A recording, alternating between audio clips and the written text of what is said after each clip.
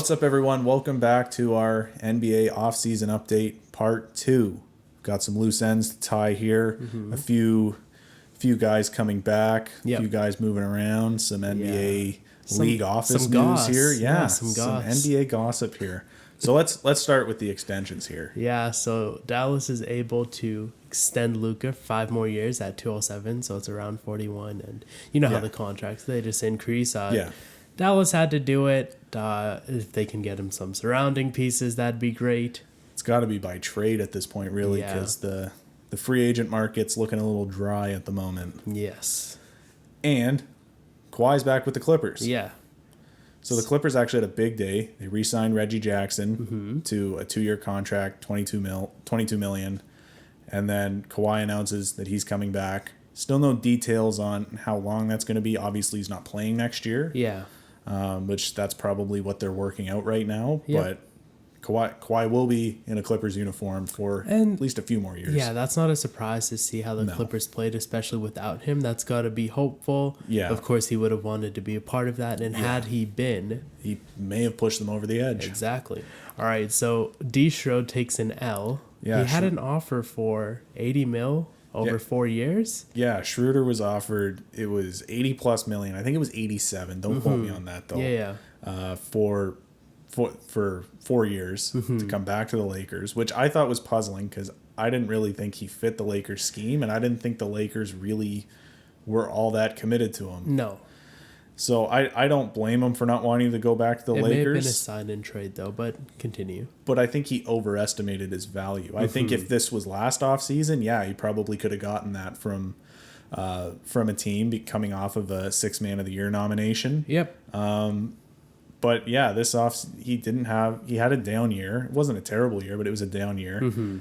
But apparently, according to his agent, he was in shock that he had turned down so much and had not gotten the offers he anticipated.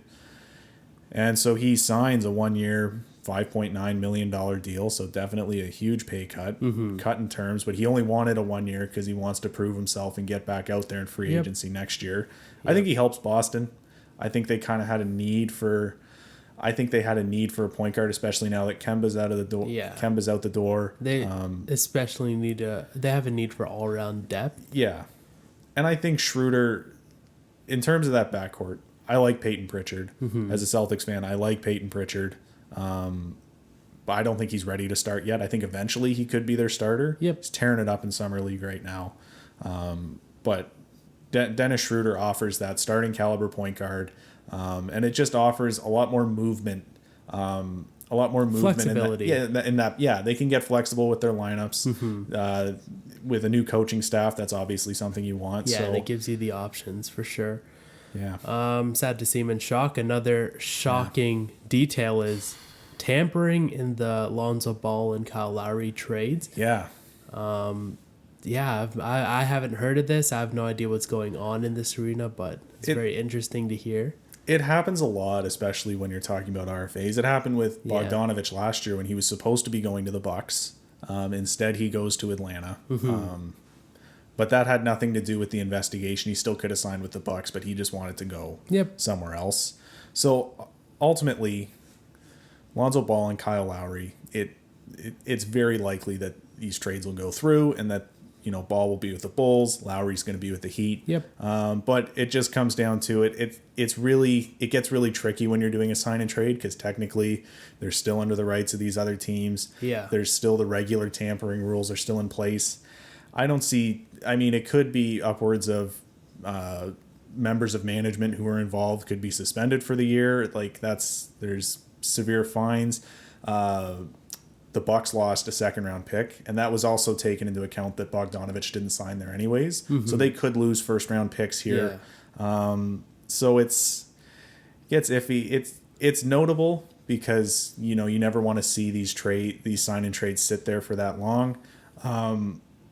However, Precious Achiuwa is already playing for the Raptors, so it seems as though it's all everything's all going to go through. Everything's going to be fine. So. They might already be settled at this point, but I thought that was interesting that both of these deals, they seem to happen really quick, and then, of course, they get slapped with tampering. So we'll see how that all plays out. Yeah. See what the rest of this offseason. Yeah. It's it's getting a little, dry. The loose ends have starting to be even more tied, and Yeah. the house is being cleaned. So with that, that'll do it for our part 2 of our NBA offseason updates. Thanks for watching. If you liked the video, give it a like down below. Subscribe so you don't miss any of our other uploads.